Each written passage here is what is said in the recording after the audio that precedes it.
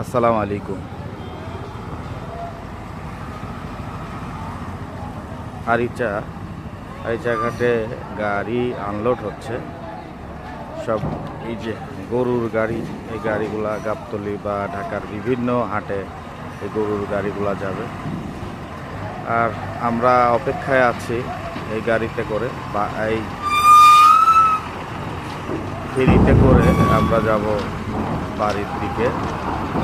আমরা অপেক্ষায় আছি যে প্রচুর পরিমাণে গরু, প্রত্যেকটা ট্রাকের ভেতরে শুধু গরুর গাড়ি আর গাড়ি। এই যে আমরা সব অপেক্ষায় আছি যে এই গাড়িগুলা আনলোড হলে আমরা সবাই এই ফেরিতে করে আমরা আবার কাজীঘাটের দিকে যাব।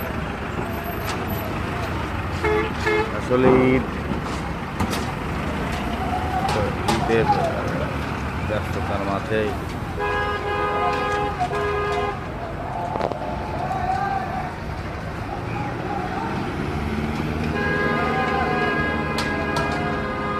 সবাই অপেক্ষায় আছে।